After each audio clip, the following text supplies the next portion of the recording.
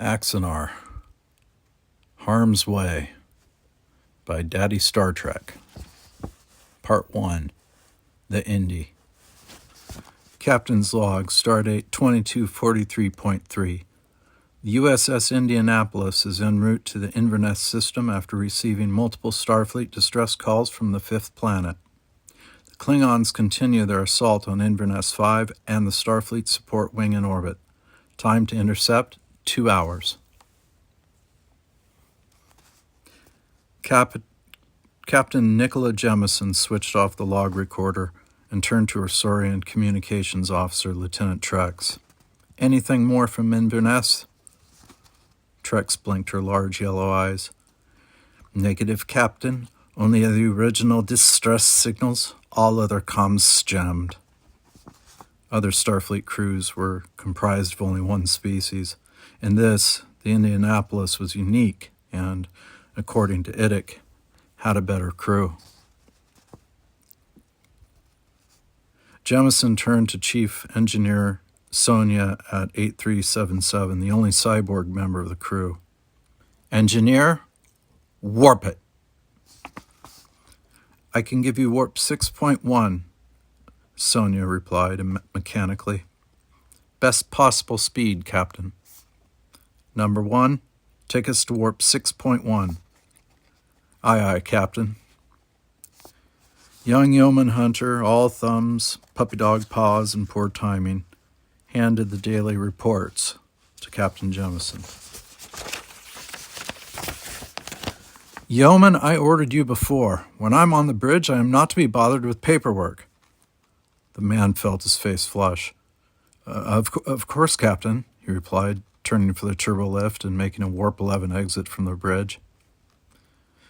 "Yeoman Hunter is an efficient young crewman," Commander Sam Coates, the captain's number 1, commented from the helm. "He does all right," the captain replied. Then, "I just can't stand having a man on the bridge." A vacuum of space silence sucked all sounds of life from the bridge. Only the pings, bleeps, and bloops remained, accompanied by a deep growl from Lieutenant Pardalis at the navigation station. Her beautifully striped and spotted orange fur stood at full pilo erection. She looked like a fluffed-out furry cat ball. Captain Jemison heard the silence and the sound effects that went with it. "Sorry, number 1. Your company excluded, of course." "Of course, sir," he replied ironically. The captain rose from her command chair. Following a clearly audible sigh, she said, "Number 1, take the con." He rose from helm and danced with his captain around her chair before settling in. Captain Jemison stopped at the turbolift doors. "We are now less than 2 hours from Inverness 5. I'll be in my quarters." The turbolift doors opened and closed with a swish, swish. "Deck 5, she told the lift, and she dropped from the bridge to her deck. Reaching her quarters, she fell on her bunk and yawned uncontrollably. "Computer," she announced, "begin recording." "Recording," replied the feminized voice. Captain's Log continued. "I hate this war. Soon we will enter combat with the Klingons at Inverness 5. The Klingons are bombarding the entire Inverness system with disruptors and photon torpedoes, decimating and conquering a system of Federation colonies. No Federation, no peace. Now I must meditate before battle. Computer, stop recording." Jemison was exhausted. She buried her face in a pillow. Who needs little red pills? She immediately plummeted through the space between conscious and unconscious. Nicola was surrounded by flames. Ship disruptors sizzled around her to the odor of ozone. Explosions erupted everywhere mercilessly, taking down the tallest of the buildings in the largest city on Inverness 5. What a crap dream! After nearly 2 hours of troubled and interrupted sleep, she was awakened by blaring klaxons to the tune of Red Alert. She was already jogging to the turbolift. She told it to go to the bridge, and it did. She stepped onto the deck plates of the bridge. "Situation report," the captain ordered.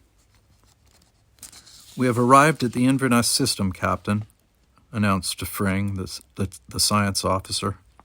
For an instant, our sensors detected a blip to aft, probably Klingon. Shields up, Captain Jemison ordered. Lieutenant Trex called general orders. Aye, aye, Captain, Trex replied, and worked furiously at her station's board. All crew now hear this.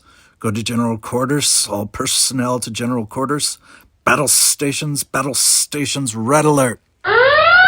With spooky timing, the hull of the USS Indianapolis shuddered from bow to stern. A form of high energy crashed on the ventral shields. Screaming past the Larson-class destroyer, a Klingon D6 fired 3 strafing photon torpedoes in a precise and deadly spread. Captain Jemison stood from her chair. Evasive maneuver corkscrew. The execution of evasive maneuver corkscrew sent the Indy spiraling down to its 180 degrees and stoked the impulse engines to warp 0.95. The Indy shot past 2 of the torpedoes, but the third found a mark. It exploded on the starboard bow of the saucer. The bridge crew were thrown from their seats on impact. The captain picked herself up off the floor plates, smoothing out her uniform. Aft view on screen, ordered Jemison. Sam flipped a switch on his board and the screen shifted to ship's aft. The D6 followed a fast, steep downward arc until it was on a plane with the Indy. D6 aft, arming torpedoes, Sam shouted. Captain Jemison placed her warm hand on Sam's right shoulder and squeezed gently. 3 more torpedoes away, sir, he sighed unconsciously. The captain ordered Sam out of his fear with more orders. Number 1, alternate shield distribution. Full power to aft shields, stand by on phasers. 3 photon torpedoes smacked against the bolstered rear shields, which flickered and then faltered. Your shields are down, Captain. Alternate shields, Sam. Aye, sir. The bridge was as silent as a starship can be with full operational engagement in battle. Sam was calm now, no more shouting. His captain radiated warm confidence. Neutron energy surge at 12 o'clock, Fring announced. Sam switched the screen to view her ahead, anticipating his captain's order. Now, another D6 dropped out of warp, battle ready. The Indy was stuck between fore and aft. Captain Jemison. Weapons hot, fire all frontal arc beam phasers. Sam literally punched the phaser controls when suddenly the D6s leapt to warp. Klingons retreating, Captain? Never seen it, she replied. Don't believe it. Full sensor sweep, Captain, Fring reported. 3 D6 battlecruisers are engaging us. They are making short warp jumps. Essentially a makeshift cloaking system.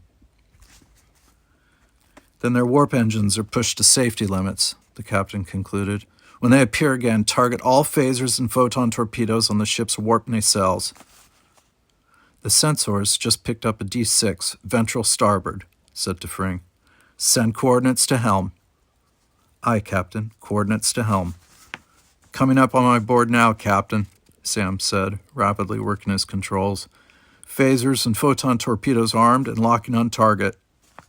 At lock, fire all weapons. The D6 was charging its own weapon systems. Weapons locked, Captain. Then fire, Sam. Phaser beams cut across the bow of the D6. Its forward torpedo launcher exploded with one left in the tube. He may turn and fire a volley from his aft torpedo tube, Jemison warned. Sam nodded. Aye, sir. He's turning. Rear torpedoes firing. Evasive maneuvers. Silence the bridge, Sam. He pressed an oft-used button and selected the track. Hello, darkness, my old friend. I've come to talk with you again. The Indy wove between disruptor fire and homing torpedoes. Because a vision softly creeping left its seeds while I was sleeping. Amazingly, he had flown the ship out of immediate peril. And the vision that was planted in my brain still remains. Fire all banks and tubes, Jemison roared the order. The sound of silence. In restless dreams I walked alone, narrow streets of cobblestone. The Indy evaded more disruptor fire and photon torpedoes while locking on target. Beneath the halo of a street lamp, I turned my collar to the cold and damp. He was now on the first D6 of 6, when my eyes were stabbed by the flash of a neon light that split the night. Firing all banks and tubes, number 1 announced calmly, and touched the sound of silence. And in the naked light I saw 10,000 people, maybe more. Blue phaser beams crisscrossed the aft section of the D6, aimed precisely at the nacelles. People talking without speaking. People hearing without listening. Then the Indy dumped 4 torpedoes on them, and the D6 was rocked with inner explosions. People writing songs that voices never share, and no one dared disturb the sound of silence. Now they will self-destruct. Get us out of here, Sam. Fool, said I, you do not know. Silence like a cancer grows. Aye, Captain, impulse engines firing. Hear my words that I might teach you. Take my arms that I might reach you. As the Indy lurched forward, the second D6 dropped out of warp directly in its path. But my words, like silent raindrops, fell and echoed in the wells of silence. Oh, shh, Sam yelled, and the people bowed and prayed to the neon god they made. The view screen was alight with enemy disruptors and torpedoes. And the sign flashed out its warning in the words that it was forming. No time to fire back or to escape. Several stations on the bridge exploded into showers of sparks. Damage control, Jemison ordered. Another blip, Captain, Tefring announced, a third D6.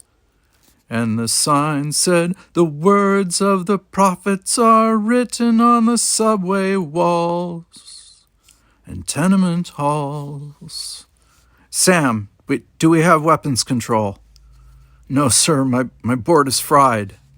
And whispered in the sounds of silence. Even the public announcement system on the bridge was busted. Simon and Garfunkel were caught in an endless loop. The sounds of silence, the sounds of silence, the sounds of silence. The Indy's warp core was going critical. Chief Engineer Sonia warned in her squawking machine accent, suddenly gone nasal. Captain Jemison fell into her command chair, dreading the next order. This is the captain. All hands abandon ship. Get to your lifeboats, escape pods, and into your environmental suits and shield belts. All hands abandon ship. Repeat, all hands abandon ship.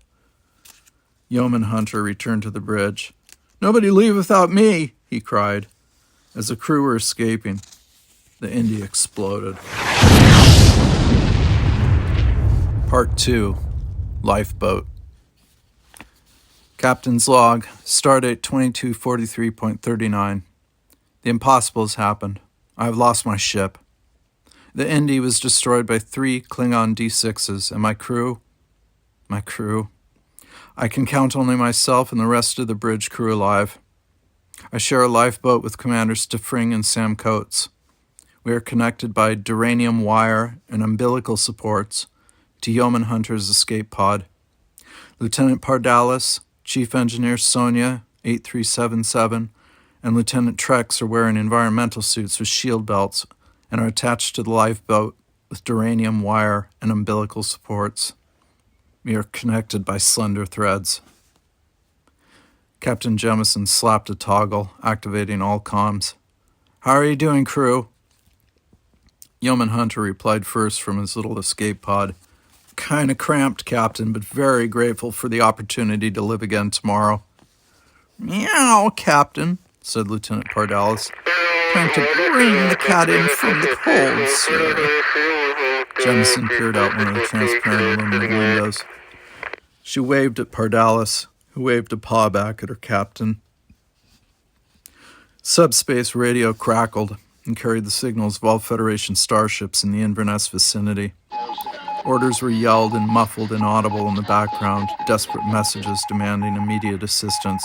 But, above all other sounds, even over starship weapons fire and booming explosions, was the screaming. Screams for help. Screams to stay away. Screams of 100 souls dying as one.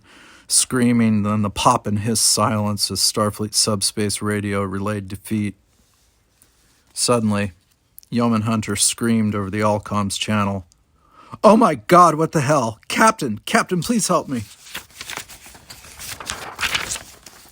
From the angle afforded the lifeboat's window, Jemison could just barely make out a sliced hemisphere of Hunter's pod. Blackness surrounded the pod, darker than the blackness of space. Pardalis, Trex, Sonia, I need eyes on Hunter now. The darker than dark expanded, revealing multiple rows of what could only be teeth, extended out of the black. Help! Hunter screamed in panic. Oh my God, Captain, please! But no assistance would arrive for the ill-fated Yeoman Hunter. Instead, the blackness swelled, pushing the shark's teeth farther outward until they clamped down on Hunter's escape pod. Hunter screamed again as the teeth scraped across the pod, and with a voracious extension of mouth, pulled the sphere inside and behind the teeth. The blackness folded over the teeth, shrank, and evaporated, and the horror that consumed Yeoman Hunter was gone. Captain Jemison stared at the point in space from which Hunter had vanished. She would not stop staring at it. Lieutenant Pardalis growled and howled and hissed. Lieutenant Trex pulled on her tether until she was lying flat against the lifeboat. Commander Sonia surprised herself. Captain, she exclaimed, I found a fully charged laser pistol in my suit's EVA pack. Jemison moved her emotions out of her momentary mourning, dry as Mars' eyes. Did you say we've got a sidearm?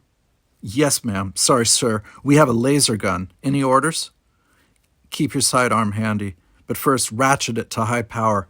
If the thing that killed Hunter appears, blast its teeth out, Sonia. Aye, aye, Captain. She rotated the ring and extended the charge cylinder to its fullest length and locked it on high power. I've always hated sharks. They scare the calculations out of me. Screaming. It might have belonged to any of a number of species, but the hissing and spitting immediately identified Lieutenant Pardalis. The starless black swelled until horrible teeth emerged. Before they could chomp down and swallow, Pardalis went cat crazy. She flipped around, instinctively unsheathed and extended her claws, slicing open her environmental suit. She would have died had she not been wearing a shield belt, despite its limited defensive capability. The shark's teeth were very large and very sharp. Enough pressure and the shield belt would pop off in a series of sparks, and then Lieutenant Pardalis would be bitten into 2 or more separate parts. So Pardalis fought, scratched, hissed, and spat desperately. Hold still, Lieutenant, Sonia ordered. Meow, I! Because I don't want to meow kill you. Pardalis forced herself to relax until she was purring involuntarily. Sonia aimed the laser and fired. The top row of teeth shattered as the dark mouth closed painfully and evaporated. Pardalis opened an eye. Purr, Sonia, purr. You're welcome, Lieutenant. Then, oh dear. Lash yourselves against the lifeboat, the captain ordered.